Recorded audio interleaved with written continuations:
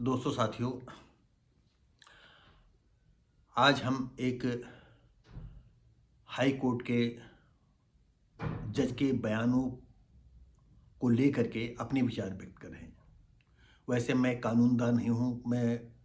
मुझे कानून के दांव पेचों से या कानूनी व्यवस्था से मैं बिल्कुल अपरिचित हूँ। फिर भी मैं जस्टिस साहब के बयानों को अपने शब्दों में कहना चाहता हूँ और कुछ उसमें अपने भी शब्द कहना चाहता हूँ। और हमें नहीं मालूम हम कानून के दायरे में रह पाएंगे या नहीं रह पाएंगे, फिर भी मैं कहना चाहता हूँ। जैसे पिछले महीनों की बात है, आपको शेखर कुमार यादव जस्टिस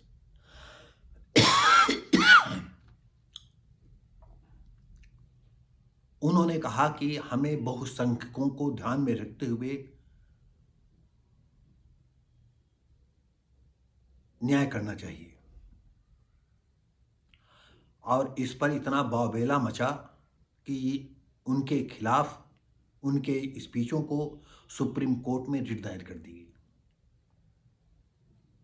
कि ये जज रहते हुए भी जो है इन्होंने बिल्कुल नितांत गलत कहा है। आपको बता दें, दुनिया का ऐसा कोई देश नहीं होगा कि वहां का जज अपने देश के सुरक्षा और बहुसंख्यकों के हित में बात न करता हो। हाँ, यह सच है कि अगर बहुसंख्यक अल्पसंख्यकों पर कहीं जुल्म ज्यादती करते हैं, वहां तो न्याय की बात है कि न्याय होना चाहिए, जुल्म नहीं होना चाहिए। आज इस देश में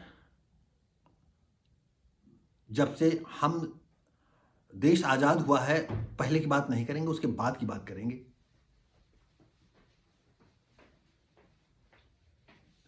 कभी भी न्याय की बात नहीं की गई। हर वक्त जो है अल्पसंख्यकों के हित में जो है बहुसंख्यकों के भावनाओं को ठेस पहुंचाते हुए उनको बहुत ज्यादा अधिकार दिए गए, जिसकी वजह से यहां पर अल्पसंख्यक एक वर्ग विशेष लोगों ने जो है उसका फायदा उठाया, जिसका एक जीता जागता उदाहरण है वक्फ बोर्ड। जैसे आपने कभी सुना हो कहानी में कि एक को जो है वरदान था, एक व्यक्ति को कोई ईश्वरीय शक्ति से या जिसको तथाकथित भगवान कहा जाता है, उनके द्वारा वरदान मिला कि तुम जिस पर हाथ रख दोगे वो सोने खो जाएगा, क्योंकि वो राजा या वो व्यक्ति वरदान यही मांगा था।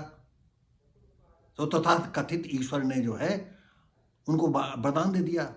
और एक ऐसा समय आया कि उसने जो है अपने बेटे पर ही हाथ रख दिया, उनका बेटा जो है सोने खो गया।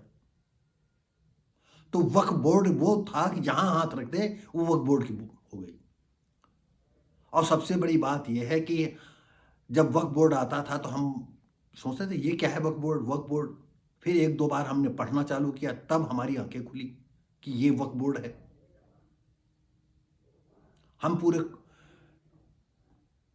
गणना नहीं बताएंगे कि पूरी इंडिया में वक्फ बोर्ड के पास कितनी भूमि इस समय उनके अंडर में है, लेकिन अब इस देश की जनता जग रही है। शायद वक्फ बोर्ड एक दिन 0/सन्नाटा हो जाएगा और इस पर सारा मुस्लिम समाज जो है हाय तौबा मचा रहा है। और मुस्लिम समाज के विषय में तो आप जानते हैं, जहां पाते हैं वहां इनके मजार बन जाती, जहां पाते हैं मस्जिद बन जाती, जहां पाते हैं वहां का घर बन जाता है इनका। अभी जीता जागता एक उदाहरण आपको बता दें, कम से कम आज से 35-40 साल के आसपास उन्नाव से कानपुर की तरफ जहां टेम्पो अड्डा है, उसी जगह पर अचानक देखा कि जो है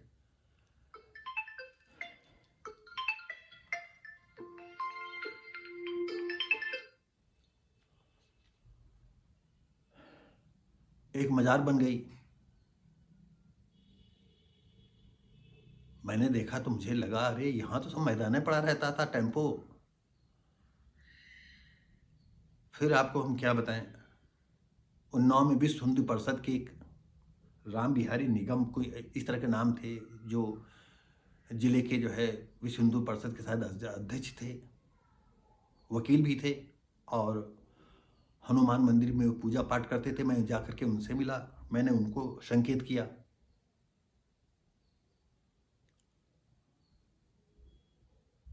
तो कहा ठीक है हम देखते हैं। खैर वो मजार वजार फिर हट गई। यहाँ कहीं कुछ नहीं, वहाँ मजार उनकी हो गई। बहुत अच्छा, मतलब जहाँ चाहो वरना माटी चढ़ा दो और चादर चढ़ा दो और अगरबत्ती सुलगा दो, मजार हो गई। और सबसे बड़ी बात यह है कि इस देश का जो राजनीतिक व्यक्ति हैं, जिसमें पीएम भी हैं,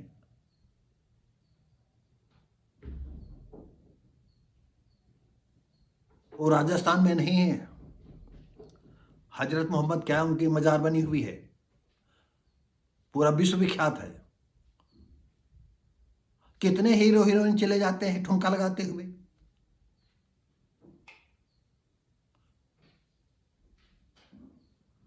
अरे तुम्हारा जो आदमी साक्षात है वो मदद करेगा कि जो मजार में कहीं गड़ा है या नहीं गड़ा है, ऐसे बना दिया गया है, उसमें क्या होगा।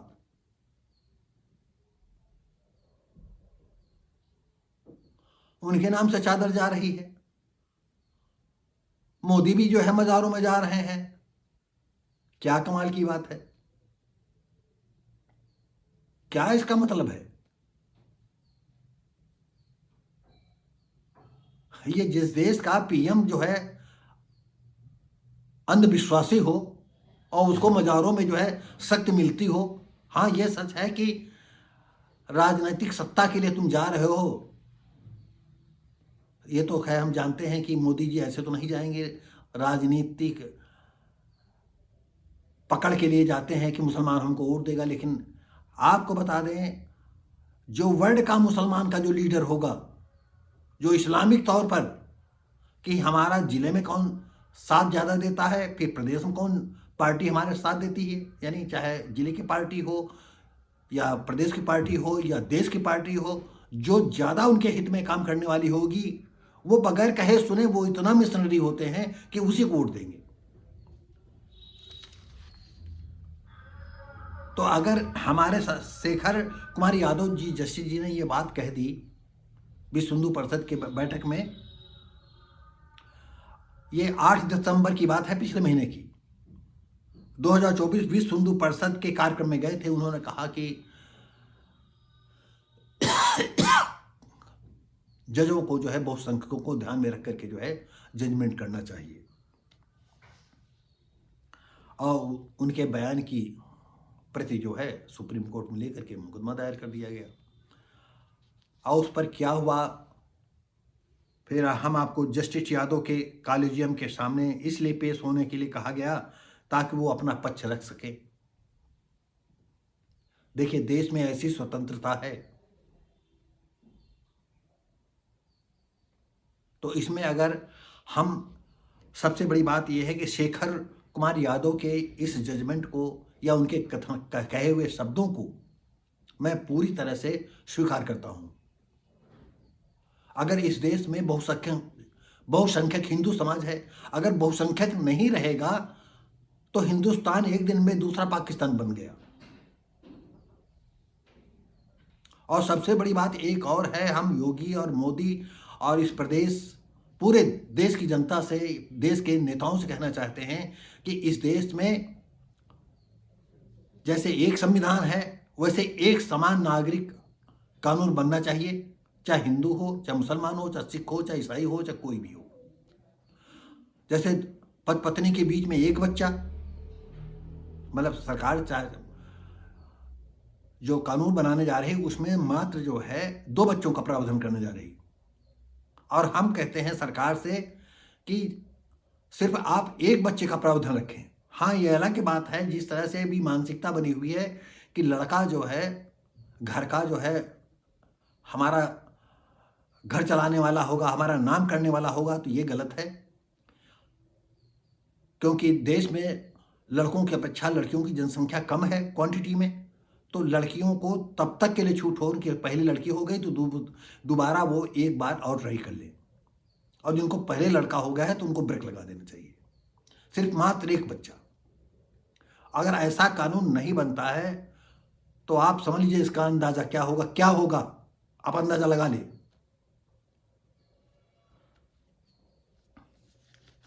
तो दोस्तों साथियों, ज्यादा बड़ी न हो करके अब जनहित याचिका में हम आगे हमें कोई सूचना मिल नहीं पाई है, या आई हो तो मैं सुन नहीं पाया कि सुप्रीम कोर्ट से जो है हमारे शेखर कुमार यादव जस्टिस साहब को क्या न्याय मिलता है, उनके बयान पर क्या उन्हें सज़ा मिलती है कि बहाल होते हैं, या उनके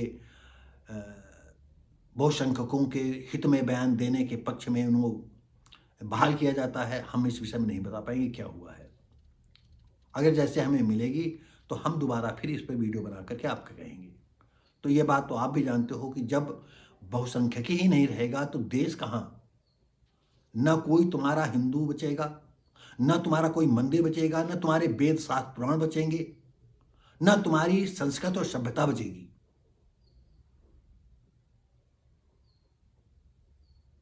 और यहां पर शासन, प्रशासन, राजनीतिक व्यक्तियों को चाहिए कि इस व्यवस्था को बचाने के लिए हर स्तर पर काम होना चाहिए। हर ऑफिसों से लेकर के, चाहे किसी विभाग का ऑफिस हो, उसमें जो है बहुसंख्यकों के हित के लिए और संपूर्ण हिंदू समाज के हित में बात होनी चाहिए। यह नहीं कि सवर्ण का मतलब जो है सिर्फ सवर्ण ही, मतलब हिंदू का मतलब सिर्फ सवर्ण। अगर ये आपकी भावना रही तो वो दिन दूर नहीं। मैं तो काफ़ी उम्र है, मैं मर जाऊंगा, झेलना हमारे इस देश के लोगों को है, वो झेलेंगे, समझेंगे। और जो हमारे कभी इस वीडियो को देखते हैं वो याद रखेंगे कि कोई एक भारतीय था वो कह गया है, एक पासी था वो कह गया है। तो दोस्तों साथियों, ये वीडियो कैसा लगा? हम उम्मीद करते हैं अच्छा लगा होगा, क्योंकि हम भी चाहते हैं कि इस देश में जो है सब लोग अमन चैन से रहें, भाईचारे से रहें। और इस देश की इतनी जनसंख्या बढ़ गई है कि आप देखिए कि लाखों पर डे आदमी मर रहा है पूरे देश में, और इलेक्ट्रॉनिक गाड़ियां आ गई हैं, किस तरह धूल होकर के जल रही हैं, ऑटोमेटिक आग लग जाती है। तो ये होगा, जरा सा ड्राइवर को नींद आई या उसका एक्सीलेटर बढ़ गया या हैंडल उसका घूम गया, एक बार में सैकड़ों लोग मरेंगे। क्योंकि चींटी मकोड़ों की तरह तो बच्चे पैदा हो रहे हैं, कितनी जनसंख्या बढ़ गई है, तो होगा क्या। तो दोस्तों साथियों, हम अपनी बात समाप्त यही करते हैं। हम जस्टिस शेखर कुमार यादव के बयानों को अक्षरशः सत्य मानते हैं और उनके पक्ष में हमारा मतलब उनके पक्ष में खड़े हैं। मैं नहीं जानता कि ये पक्ष में खड़ा होना कैसा होगा, क्योंकि हम कानून नहीं जानते हैं, कानून दाव वाले ही बता सकते हैं।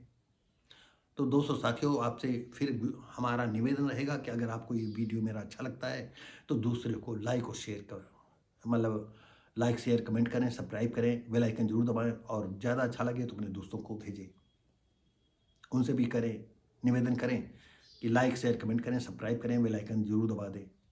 इसी के साथ ही दोस्तों